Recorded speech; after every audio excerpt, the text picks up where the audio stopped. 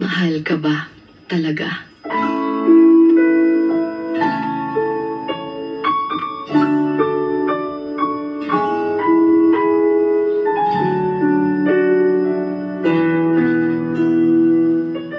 Mahal ka nga ba talaga? Mahal ka ba? Pero bakit parang wala lang sa kanya kapag nasasaktan ka? Mahal ka nga ba talaga? Pero bakit sa tuwing nag-aaway kayo, sinasabihan ka lang ng bahala ka na sa buhay mo? O di kaya'y matulog na lang tayo? Kaya minsan napapatanong tayo kung mahal mo ba ako dahil kailangan mo ako? O kailangan mo ako kaya mahal mo ako? Nakakalungkot lang dahil minsan mapapatanong talaga tayo kung mahal nga ba tayo ng isang tao. Kung mahal ka talaga ng isang tao, well, never ka niya nga hayaang maging malungkot nang dahil sa kanya.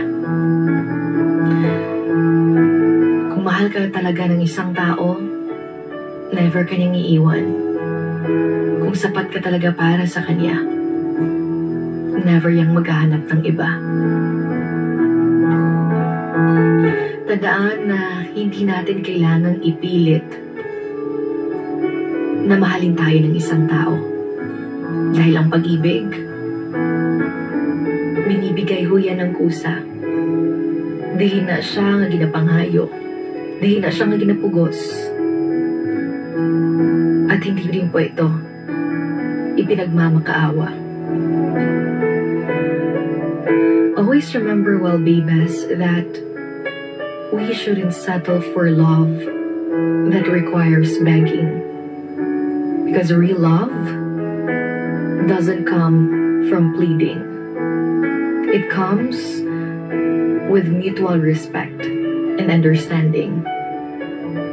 Kaya, if you're still wondering or if you're still asking yourself if mahal ka ba talaga, and if ramdam mo na nagiging cold na siya, tandaan na hindi mo siya kailangang pilitin. Just let it be. Kapag nararamdaman mong hindi na ikaw, huwag mong pilitin. And always remember that you deserve to be loved for who you are, not for how hard you try to make someone love you.